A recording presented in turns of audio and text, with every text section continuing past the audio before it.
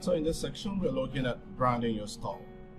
So back on our dashboard here, we'll go through the process of getting a storefront branded. And if you could recall that when your account store was created, when you created your store subdomain, you were advised on the recommendation to wait about 5 to 15 minutes for the server to have properly propagated your newly created store. And what that means is that once you create a new store, the server automatically creates your storefront end for you. So let's see, if you come to online store here and click on view store, let's quickly click that and see if the server has fully propagated and has gotten a new storefront created, and you get to see her really on attractivities and what it will look like once we successfully get up on our branding and get our new storefront ready for marketing. So once you click on it, you're going to see a store just like this.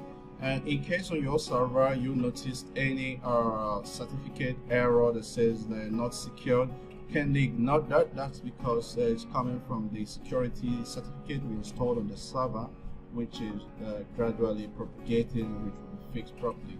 Now you see the store is really looking vague here, nothing is on the store, but we'll do a few set of parameters and of course gradually come to refresh this page and see how some of our branding processes are taking effect. So look at here, the contact has no details in here. Alright, so first things first, we want to come over down to the dashboard right here and come down to settings. In settings, we want to kick off with our general settings. So notice here on your general settings, you're required to provide your store email address. That's the email address with which your store visitors will get to use to contact your support team or to make inquiries of your store. You also have the default store currency, which you can set to whatever currency you want to set. But for the purpose of this walkthrough guide, I want to leave it at US dollars the way it is. And of course, you can choose to, depending on which country your affiliate account is domiciled or you created your account, you can now choose to specialize your currency according to each store. So for each store, you can put your currency here. For each store, you state your currency, which will override what you have. You also have eBay, as well as Walmart, as well as Best Buy. Now coming down, we want to set up the legal name for your business. So the legal name for the business here, we could still call it new store. What is it? We call it here. Alright, we call it new store. So we'll just say new stores here. And you need to give it an email here, which we mentioned for account pickup. So you could just say customer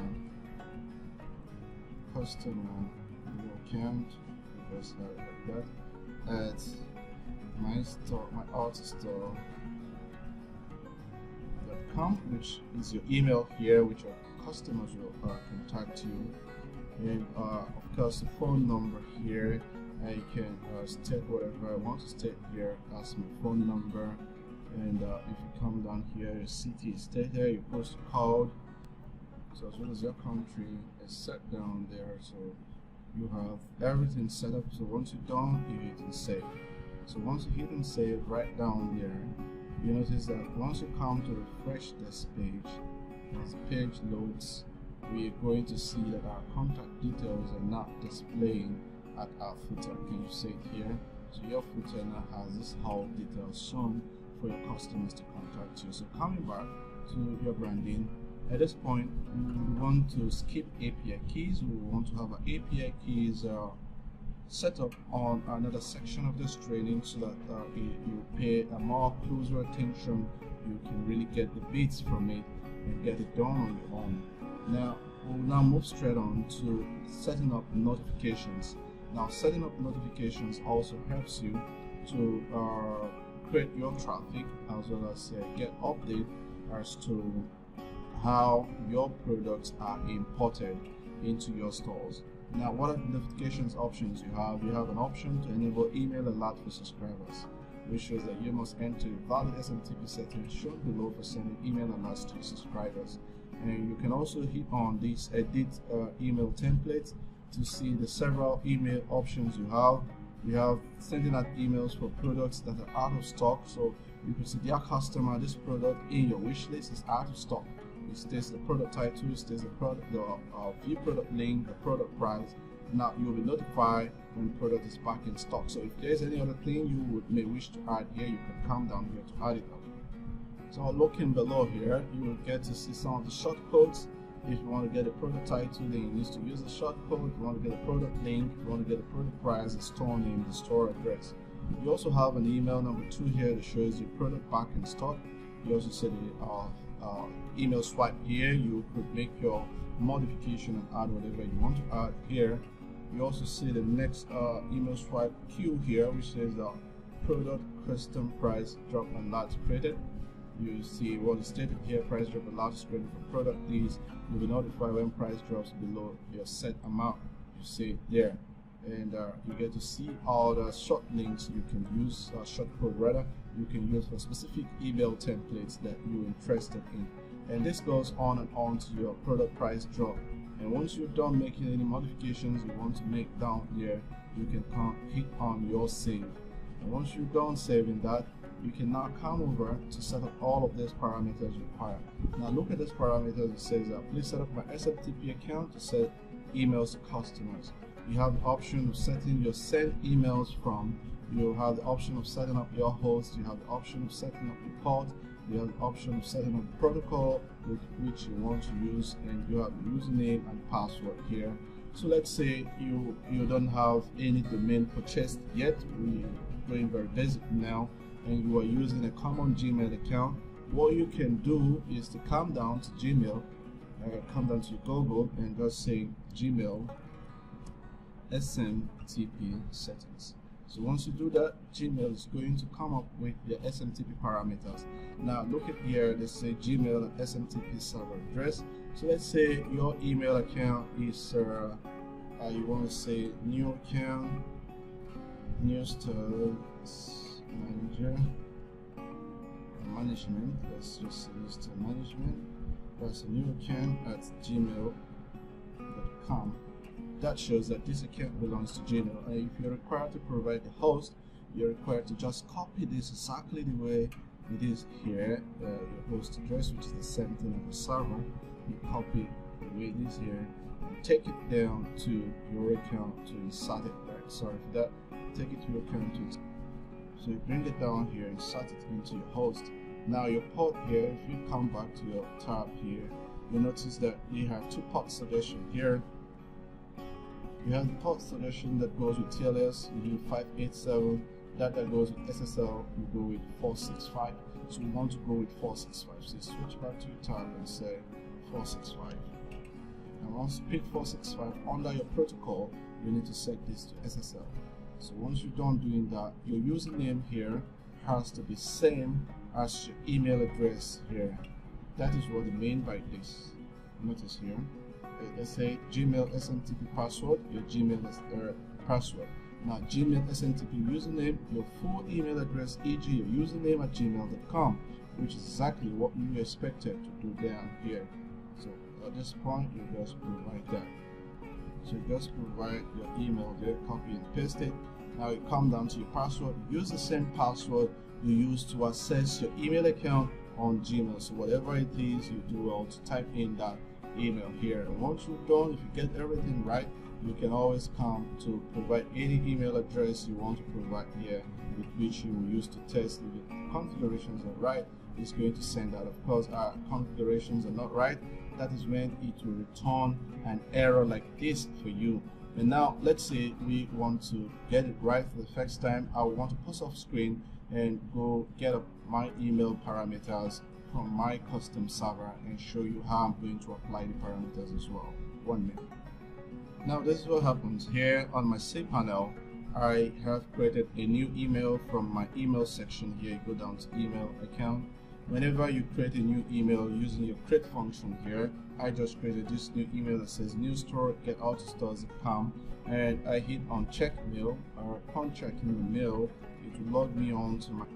As it takes me down here, I choose the application I want to use to access my email, and I get my new email like this. You always get a new email following your cPanel setup that says email configuration settings.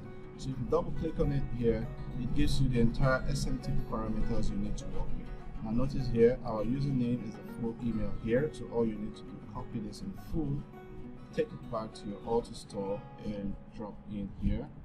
Now under your hosts, come down here, you'll see that your host, which is the outgoing server, is given to you here. So copy that in full, take it back to your AutoStore, drop it there to host. Also come over and examine the ports. See that your outgoing port is same as 465 under your secure SSL, which is what is recommended here. If you scroll down, you have other recommendations which you want to use, and now we are using this. The same principle also applies. Once you're done here, you set your port. You already know that the protocol is an SSL. For your username, you will have to provide the same email address which you created, which is this right here. So copy that, you drop it in here as your username. Now your password has to be the same password with which you used to create your email account when you created. So if our configuration is right and you provide a test email here, once you save this, your server should automatically send out a test email, and once it's done, you get the message that says setting saved successfully, test email sent successfully, meaning your email configuration has been set up perfectly. Now coming back to the notifications you need to set up, you will notice here that you have product import status. Should it be saved to draft or should it be saved to publish? What that means is whenever you import a new product into your store using the search product and import function, should it be saved as a draft product or should it be published and made accessible by your public visitors? So that's what you do here. You can set it to publish, you can also set it to draft. So you always leave it at default and publish. Now before you can turn on either your Facebook or your Twitter notifications, it's expected that you first connect your account with Facebook. You are not connected to Facebook, of course, that is why it's showing this. On Twitter, same thing, you're not connected. To get disconnected, you need to have your Facebook logged in first of all, or if you're not logged in, whenever you click on login with Facebook, it will authenticate you to log in on your Facebook account. And once you do so, it pops up like this requesting for you to authenticate your account to AutoStore. So once you hit on continue, at this point you're required to select a page which you want to connect to your store. I would want to advise that whichever page you want to set up here is a page you must have created, and you must have driven some traffic on the page so that many persons who are engaging on your page, they will get to see what product you offer. Let's say I want to use up this page for it. Now what page can we assign to this? Let's say I'm using this page for it, and you apply that, you hit on next, hit on done. Of course, you want people who are already hooked onto your page to be getting notification of new published products, as well as product price drops and products that are back on stock. So you see there, it shows you've now linked your AutoStores to Facebook, and you hit on OK. That will be directed back to your AutoStores to show you that you've successfully linked up your Facebook account to your AutoStore. So it's logged into Facebook successfully. Now, across you can see it here, it shows connected. You can also choose to remove it. Now, same thing also applies with Twitter. You can just hit on to log into your Twitter, and once you do that, you authorize your app. Once your app is authorized, it directs you back to your AutoStore. It shows logged into Twitter successfully. So once you've achieved all of this, you can now come to turn on share on Facebook when a new product is published, share on Twitter when a new product is published, share on Facebook when product price drops, share on Twitter when product price drops as well. So once you've done setting up all of that, you can now come and hit on save. So at this point, you have successfully set up your entire notification process, which are handled internally. The next point you also need to give attention to is setting up your SEO for your branding. So your SEO, you just hit on SEO here. This helps in your search engine optimization for your store to be easily seen by search engines like Google, Yahoo, and MSN, Bing, as well as much other search engine providers out there. So you need to provide your homepage a unique title. So let's say new store online products for instant delivery. So you could just have something like that. And your homepage meta description is what is expected for your users to read at the first time. Just say working new store online product for instant delivery, new store online quality and best sorted product for instant delivery. Then you come down, you state your Google Analytics code here, which helps you in tracking. You can also set up your Facebook Pixel ID, which you can use for retargeting when you are creating ads in Facebook. So once you're done with that, you can now hit and save. Now this little information you've given about your product can go a long way to get your stores easily discoverable by Google without you having to pay for ads, because it is now accessible to be crawled by Google traffic bots to be indexed in the Google search engine. So once you're done with that, you can now come over. For those that are interested, if you're interested in setting up a custom domain and you don't want your users to be knowing that your services is coming from iAutoStores, then you can go ahead to set up what we call pointing your domain to your new name server. So you have to always ensure that this new name server points to your new domain. You have your NS1 as well as NS2 mystores.com. So if you go purchase a new domain, follow the instruction here. So choose and purchase your custom domain name. I'm pointing to our name servers as given below. Under your domain provider settings, add your domain name below and save settings. After you have completed above steps, it may take up to 24 hours for your domain name propagation and your store front end will be online with your custom domain name. Note, once you have saved your domain name below, if you wish to change it for any reason, you will have to wait a period of 7 days. After that, you can change your domain name if needed. So all that is required here for you to do is to come to providers like Namecheap. You can just visit Namecheap.com. Namecheap.com offers hosting services as well as domain purchase services. So you could just come down here and say I want to buy a domain. Right from the dashboard here, you could just choose let's say new stores. Let's say you want to say new stores.net. You have it there, you see new stores.net. Then you hit and search to see if that store is available. Once it searches through, it's going to update you if you have such store available. Okay, it's not available, but you have new stores news that is going for $10 per year. And if you scroll down, you see other offers that are going for the prices you have here. You also can see that you have new stores.club that is going for $1 per year. So you could go ahead and make a purchase of either of this domain. Once you purchase this domain and add it to your cart, make your payment, you are going to see a page like this on your account. Let me quickly log in and show you what you're going to see. So depending on the collections of your domain, you're going to see domain listing like this, and once you hit on manage after purchasing your domain, it's going to take you to a page that looks like this. So on this page, you are required, it's usually on Namecheap basic DNS, you're required to change this to custom DNS. Now on these your name servers here, you will have to provide these name servers that is shown here. You have this name server, you copy it, and you take it down to your Namecheap, provide it down there. Same also applies the next name server. You also take it up, copy it, and link it up to this point here. So once you save this, hit and save. That's all that is required for you to be done. So you can now just copy this here now and hook it on to your AutoStores and put it like this. Now this allows AutoStores to be able to rank your domain to your newly created store. So once you do that, you can now hit and save. And once you hit and save here, it's going to synchronize it with your newly created store.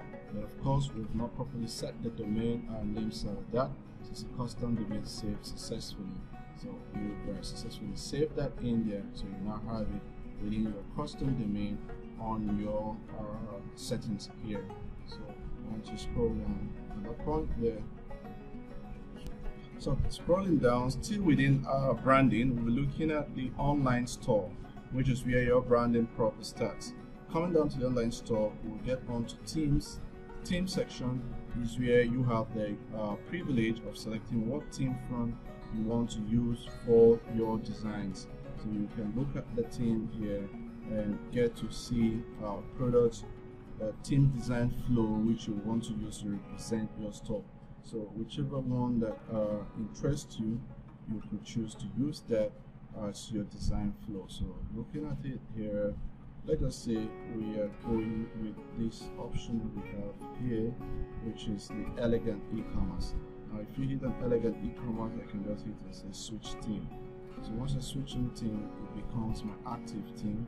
So my active theme here, you notice that if you click on this gear, it brings you into a page where you can set up your home slider. Of course, you've not created any home slider yet, and you have an option where you can click on add new slider, or you can just come down here and hit on sliders to take you to the same page where you can create your first sliders. But within the theme customization, you'll get to find banners where you can set up your banners, and always try to work within the image resolution recommendation here, which is 270 by 270 on your banner recommendations. And that goes on.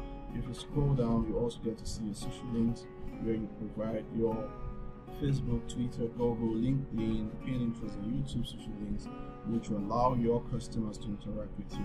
So let's spend some few minutes now to get our sliders up, and thereafter we get up some banners, and we'll go to review our page, or rather our store, and see how it looks like.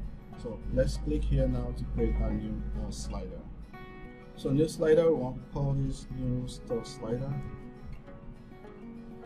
New store, and you hit and save. Right, so once you click that, it brings you to the page where you're required to add your images for your slider. So you click on add slide. So on add slide, you have the option to set alt text for your image, which also helps with your image ranking. Of course, you type here is image. You can now come down here to select the image URL you want to work with, or your load file. For this demonstration, we want to load a couple of files. So choose file. Within this file location on my local machine, I want to look for a file which we can use. Let's see. I think on the dashboard I have a folder I call slides. Alright, great. So let's see what slides we can use here. Okay. Let's have this there. Alright, that is about 750 by 300. Just should work for slide. I could just call this all okay about beddings 2019. Alright, so we have it there, and you can save. Alright, so we've added one slider. So if you do send, I can add a second one now. Let's go to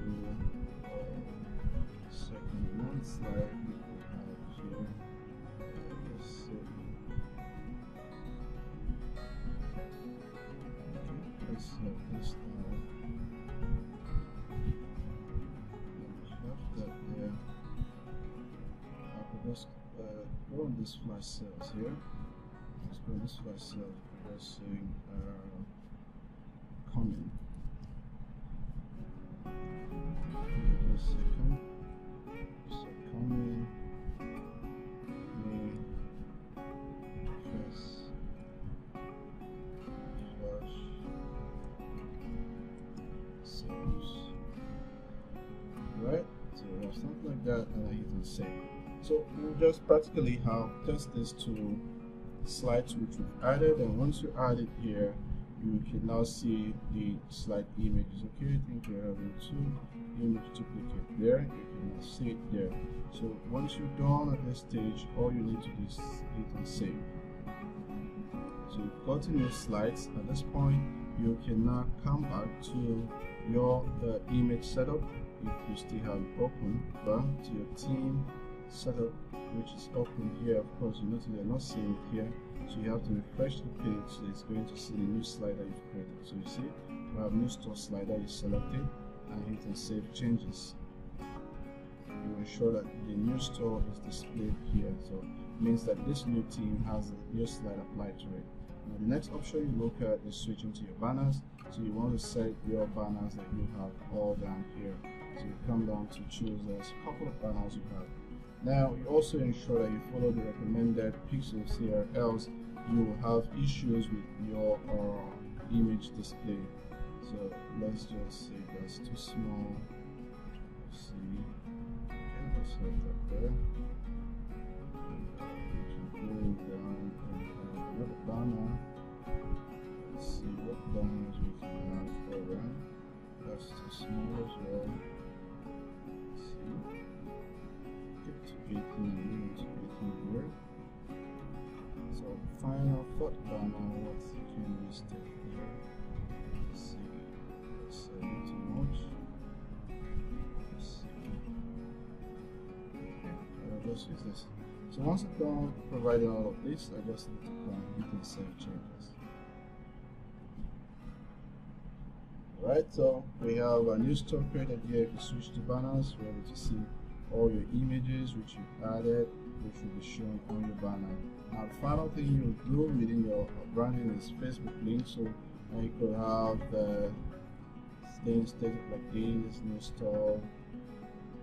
If that is your link, you create that. You need to go create new account on all the social networks if you want to save the traffic that will be coming from there to be redirected to your store.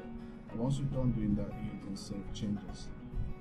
So at this point, we can now come over to click to view our new store again, our newly branded store, to see how it looks like. Okay, our store is coming up. So notice here that our store has gotten a new look. You can see the new look of the store down here, which is shown here. You can see it here. Of course, no product shown here. These are banners which we've set up. Our products have not been imported into it yet. You can see, of course, our social links here, social icons already shown, our address already shown here. So within this page, if you come back to your back end here, you'll notice that your logo is still the old thing it is. You can still come down here to your logo and of course change your logo to whatever you want. You can see that the recommended logo here is 142 by 42. I think I already have a logo which we created. Okay, it's not coming up yet. Let's check on my desktop. Okay, so we have it there. So select this and after go we hit an upload. So once you upload a new logo, you have a preview here, and once you come back here, preview store, this is going to change your logo. Again, yeah, there's a new logo. What you can do here is your navigation menu. So where you go about working on your navigation menu is where we have here. You have navigation. Then for navigation, you notice that you can also play around with your pages. So let's quickly look at our pages and our navigations. So in our pages here, you notice here that you can play around your entire pages, the about us, the contact us, the live search, the privacy policy, terms and conditions.